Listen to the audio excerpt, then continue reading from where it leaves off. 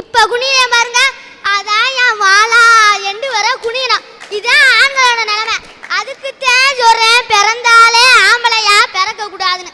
ஒரு நாள் மார்கழி மாசம், மணியோ 5:30, குளூர்ல போர்வை இழுத்து மூடிக்கிட்டு தூங்கிக்கிட்டு இருந்தேன்.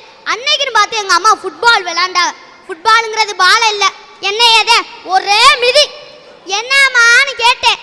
போய் பால் பாக்கெட் வாங்கிப்பாடான்னு சொன்னா. நானும் அக்காவை போக சொல்லுமான்னு சொன்னேன். அது பொம்பளை பிள்ளைன்னு எனக்கு மொக்கையை கொடுத்துட்டா. சரி அக்காவை தான் போக சொல்ல மாட்டேன், அப்பாவையாவது போன்னு சொன்னா.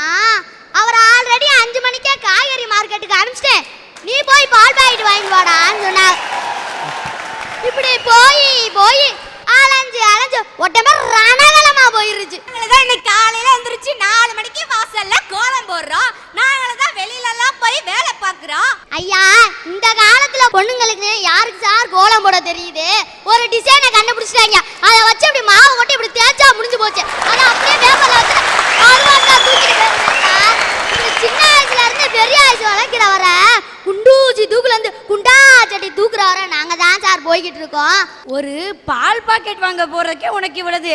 நாங்க பால் பாக்கெட் வாங்குறதுல இருந்து இன்னைக்கு உங்க வேலையை சேர்த்து கரண்ட் பில்லு கட்டுறதுல இருந்து பேங்க்குக்கு போறதுல இருந்து போஸ்ட் ஆபீஸ் போறதுல இருந்து அத்தனைக்கு நாங்களும் போய்கிட்டு தான்ப்பா இருக்கிறோம். பொண்ணுங்க எங்கேயும் போகல, பியூட்டி பார்லருக்கு தான் போகுதுங்க தவிர பால் பாக்கெட் வாங்க போல.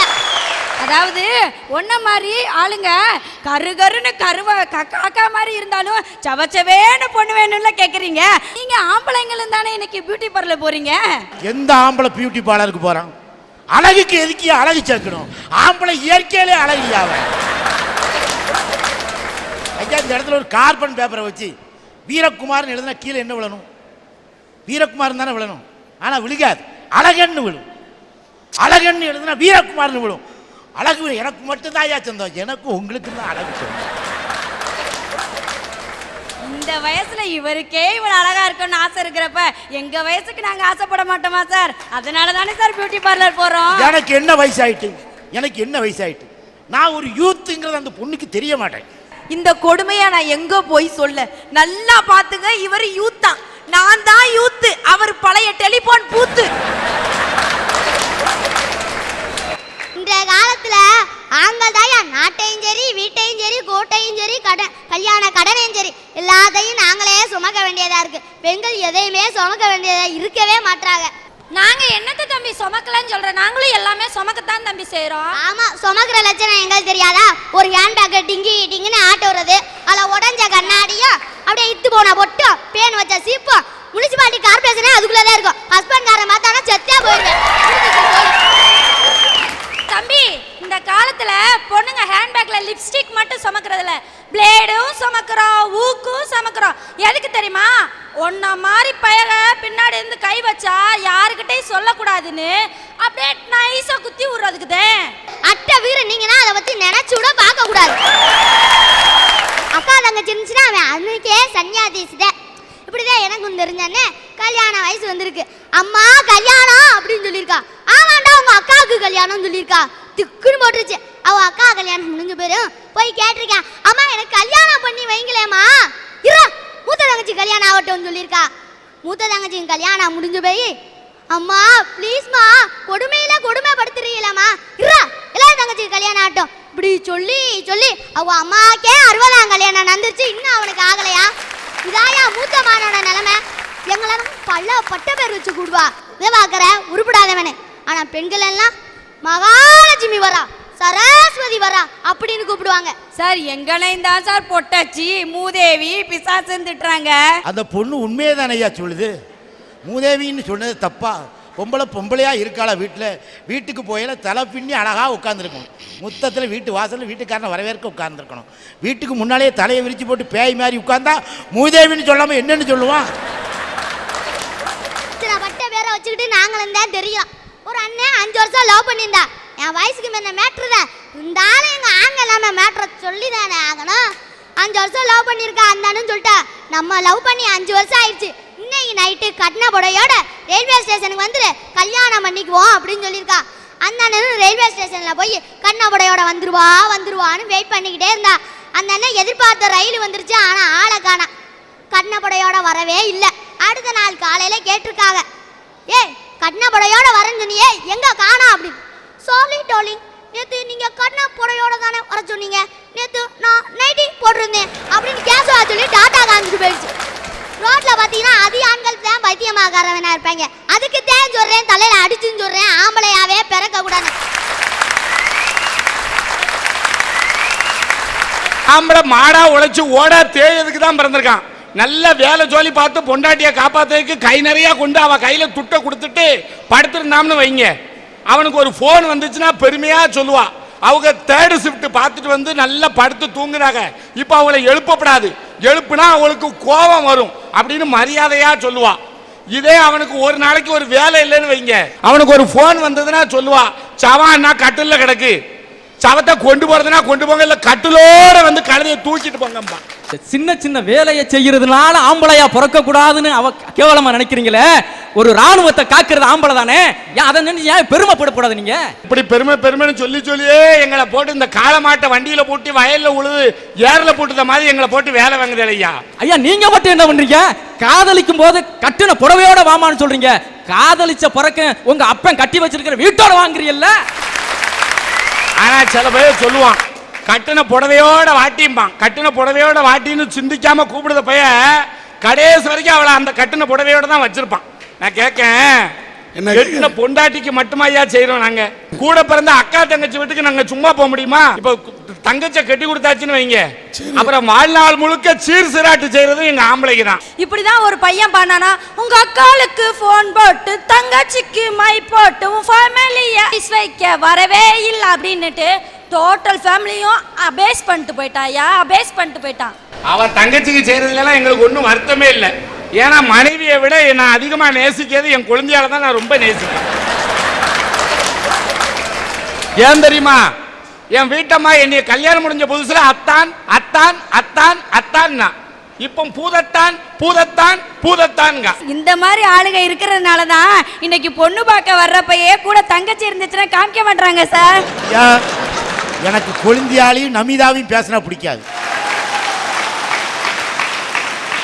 அவங்க ரெண்டு பேரும் தான் மச்சாங்க, வேற ஒன்றும் இல்லையா. கொழுந்தியாட்ட சந்தோஷமா பேசுனா என்ன தப்பு? இப்போ கொழுந்தியாவை கெட்டினா தான் என்ன தப்புங்க? இந்த இடத்துல ஒரு 50 ரூபா தொலைஞ்சு போச்சு, எங்கே தேடுவோம்? இங்கே தானே தேடுவோம். அக்காலால தொலைச்ச நிம்மதியை தங்கச்சிட்ட தேடினா என்னையா தப்பு இருக்கு? ஐயா சூப்பருக்கும் ஆஃபருக்கும் ஒரு வித்தியாசம் இருக்கு தெரியுமா? ஒரு ஆம்பளைக்கு பொண்டாட்டி அழகா இருந்தா அது சூப்பர், ஆனா அவ கூட பிறந்த கொழுந்தியா அழகா இருந்தா அது ஆஃபர். பொண்டாட்டிக்காரி முதல்ல தான் புருஷனை அத்தாம்பா, அதுக்கு பிறகு என் பாரதி அப்பா, என் அருணா அப்பா, என் அத்தாம்னு கடைசி வரைக்கும் கூப்பிட. ஆனா அத்தான்னு கடைசி வரைக்கும் அந்த பையல மனசு நிறைய மாதிரி கூப்பிடுறது யார் தெரியுமா? கொழுந்தியா தான். அவ என்னைக்குனாலும் அத்தான்னு அருமையா கூப்பிடுவா. ஐயா இன்னைக்கு ஒரு தங்கச்சி வீட்டுக்கு நாங்க போறோம்னு வைங்களேன், எப்போ போவோம்? சீர் சிராட்டு செய்யறதுக்கு, அவ பிள்ளைகளுக்கு சீர் சிராட்டு செய்யறதுக்கு எங்களை கூப்பிடுவான். அது எங்க அண்ணன் மடியில வச்சுதான் என் பிள்ளைக்கு முடி எடுக்கணும்பா. தாய் மாமா மடியில வச்சுதான் பிள்ளைக்கு மொட்டை போடுவோம். தங்கச்சி பிள்ளைக்கு மொட்டை பிள்ளைக்கு கிடையாது, தாய் மாமனுக்கு தான் மொட்டை. மொட்டை போட்டு காது குத்தின உடனே அந்த காதுக்கு தங்கத்துல கம்மல் எடுத்து தாய் மாமன் போடணும். அந்த பிள்ளைக்கு கழுத்துல ஒரு மைனர் செயின் செஞ்சு போடணும். போடலன்னு வைங்க, அந்த பிள்ளைய தூக்கி தாய் மாமன்கிட்ட கொடுத்துட்டு தங்கத்துல கம்மல் செஞ்சு போடாத தாய் மாமனை எந்த காலத்துல மிதிப்ப, எங்க மிதிம்பா. அது சின்ன பிள்ளை தட்டக்குன்னு சும்மா நெஞ்சில மிதிக்கும். உடனே சொல்லுவா, ஏன்னா நீ தங்க கம்மல் கூட பண்ணி போடுறதுக்கு வக்கு இல்லைன்னு என் பிள்ளை உன்னைய நெஞ்சில தங்குன்னு மிதிக்கு பாரும்பா. அடுத்தால சொல்லுவா, தங்கத்துல ஒரு சங்கிலி செஞ்சு கூட போடுறதுக்கு வழி இல்லையே மாமனை ஏசு அப்படிம்பா. உடனே அந்த பிள்ளை கவுங்க. உடனே எங்க பாரு உன்னைய கழுத என் மவா சொல்லுதாம்பா. இந்த பையன் வில்லாததை வித்துனாலும் சீரு சிராட்டு செய்வானையா. உங்களுக்கு பறிக்கிற பொண்ணை மட்டும்தான் சார் தெரியுது. இன்னைக்கு எத்தனையோ பெண்கள் தாய் வீட்டு பெருமையை காப்பாத்துறதுக்காக அவங்களே சம்பாரிச்சு அந்த காசை கொண்டு போய் கொடுத்து இது நீங்க செய்யறதா சொல்லுங்க சொல்லக்கூடிய எத்தனையோ பெண்கள் இன்னைக்கு இருக்காங்க சார். ஆனா பொம்பளையே சம்பாத்தியம் பண்ணாங்க, நான் இல்லைன்னு சொல்லல. இப்ப ஆம்பளைங்க வேலைக்கு போறோம், பொம்பளைகளும் வேலைக்கு போறாங்க. ஆனா பொம்பளை செய்த வேலை ஆட்சி நூக்க நூலு ஐயர் பூணூலுக்கு கூட பத்தாதும்பாங்க. அவ பூசுற பவுடரு, அவ வைக்க பூவு, அவ நகை, அவ நட்டு பட்டு துட்டுன்னு அவ செலவுக்கே காணாதையா. நான் பள்ளிக்கூடத்துல வாத்தியார் இருக்கையா, என் பிள்ளைகளுக்கு அறிவுரை சொன்ன மாதிரியா என் வீட்டுக்காரிக்கு என் பொண்டாட்டிக்கு அறிவுரை சொன்னேன். கண்ணே நீ உயிர் எழுத்து, நான் மெய் எழுத்து, நம்ம 2 பேருக்கும் பிறக்க போற பிள்ளையெல்லாம் உயிர்மை எழுத்துன்னு. அவ படாருன்னு சொல்றா. உங்க அம்மா இருக்கால, அவ தான் ஆயுத எழுத்து. உன் குடும்பத்துல வாக்கப்பட்ட மாதிரி என் தலையெழுத்து, நீ ஒரு விளங்காத துணை எழுத்துனா. ஒண்ணு பேசுனா 9 பேசுனால இந்த பிடிங்களுக்கு நடுவில் ஆம்பளை நாங்க பிறந்துகிட்டு என்ன பாடியா படுதோம். அதனாலதான் கண்ணதாசன் சொன்னா, பிறந்தாலும் ஆம்பளையா பிறக்கப்படாது, அப்படி பிறந்தாலும் பொம்பளைய நினைக்கப்படாதுங்க.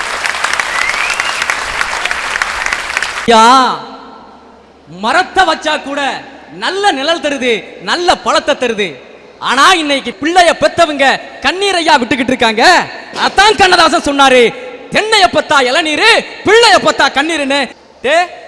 தினம் பிள்ளையார் கோயிலுக்கு போடா, பிள்ளையார சுத்திட்டு வாடா, நல்லா படிப்பு வரும், மனப்பாட சக்தி நல்லா வரும்னு சொல்லி அனுப்புறாங்களே.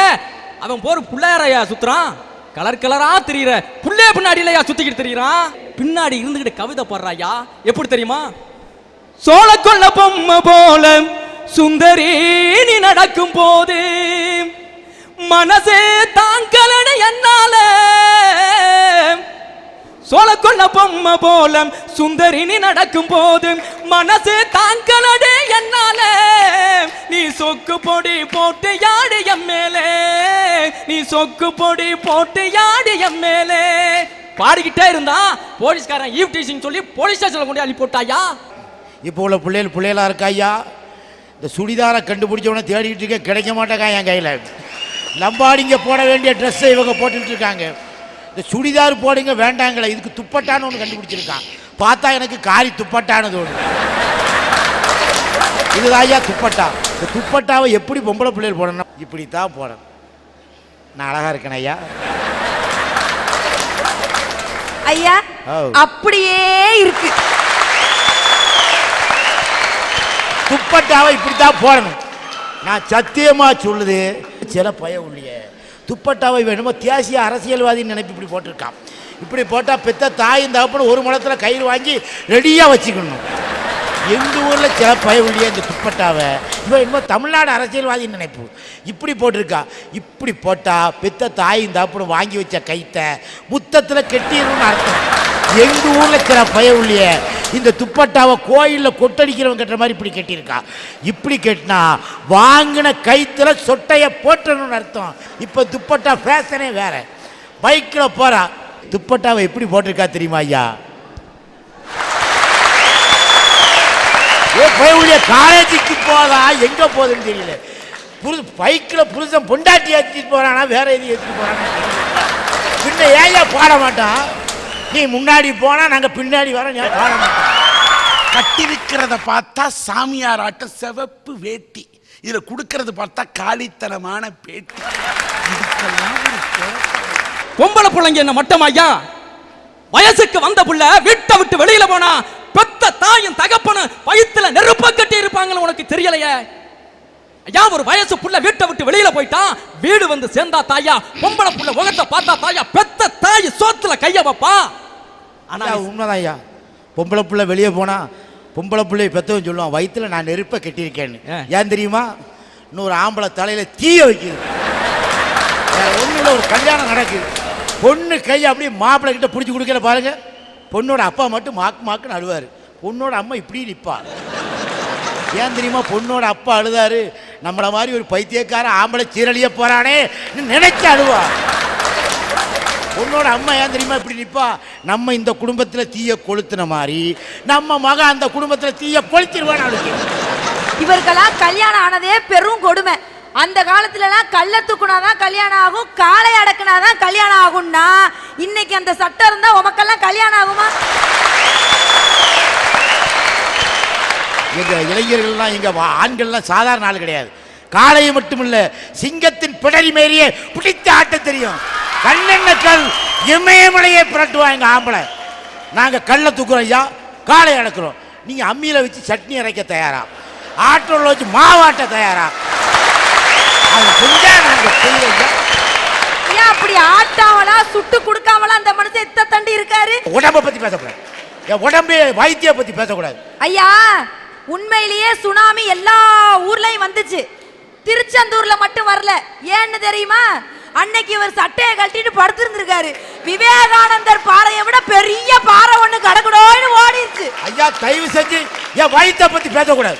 நான் என்ன இறக்கி வச்சுட்டா வர முடியும்? பஸ்ஸில் போனால் லக்கேஜ் கேட்கான்.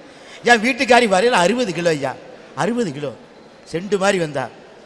ஆட்ட முடியல, அரைக்க முடியலன்னு சொன்னேன். ஒரு மிக்சியும் கிரைண்டர் வாங்கி கொடுத்து 20 கிலோ கூட்டிட்டா ஐயா. 60 20 ஆமாம், அடுத்தவங்க முன்னாடி 90 எந்தி 120 கிலோ இருக்கா. அவளை வச்சு நான் என்னையா செய்ய முடியும்? என்னமோ இவர் தான் பொம்பளைய வச்சு சகிச்சுக்க முடியாதுன்னு சொல்றாங்களே. பொம்பளைங்க சகிச்சுக்கல, ஆம்பளைங்க சாப்பிடுற கொடூரத்தை பார்த்துருக்கீங்களா நீங்க? சில பேர் தாங்க புட்டு திம்பாங்க, சில பேர் ஜேசிபி மிஷின் மண்ணள்ளி கவுற மாதிரி அள்ளி கவுவாங்க. அந்த கொடூரத்தை பார்க்கிறோமே. தூங்கும் போது பார்த்திருக்கீங்களா? இந்த மனுஷன் தூங்குனாருன்னு வச்சுக்கோங்க, வயிறு கார குடிக்கும், மேல தேவக்கோட்டைக்கும் போயிட்டு போயிட்டு போயிட்டு போயிட்டு வருமே. அந்த கொடூரத்தை நாங்க பார்த்துக்கிட்டு இல்லையாங்க? நான் கேட்க, எந்த வீட்டில் எந்த பொம்பளை சமையல் பண்ணிட்டு இருக்கியே? இந்த குக்கர்னு ஒன்று கண்டுபிடிச்சிருக்கான், அது மேலே மாட்ட வேண்டியது. அது விசில் அடிச்சோன்னா இதோ வந்துட்டேங்க வீட்டுக்காரி. எனக்கு என் வீட்டுக்காரிக்கு விசில் அடிச்சா பிடிக்கும்ட்டு செல்லன்னு நான் விசில் அடிச்சு செவுட்டில் எண்ணி அடிச்சிட்டா.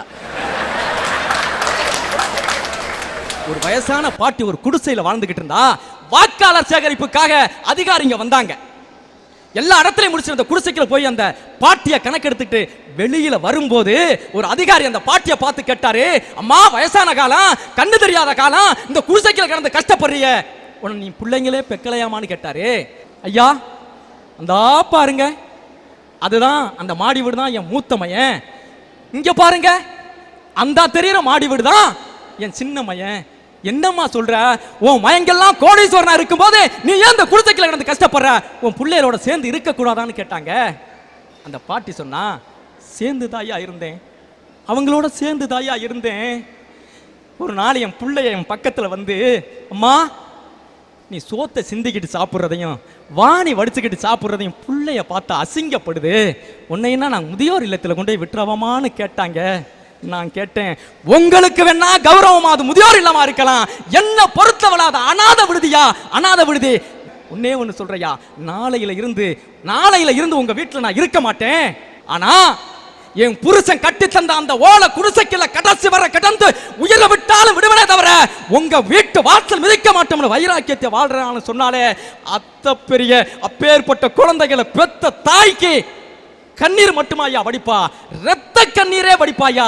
அதனாலதான் சொல்றேன், கவிஞர் கண்ணதாசனுடைய வரிகள் தென்னையப்பத்தா இளநீர் புள்ளையப்பத்தா கண்ணீருங்கிற வரிகள் தான் இன்னைக்கு 100க்கு 100 பொருந்தும்னு சொல்றியா?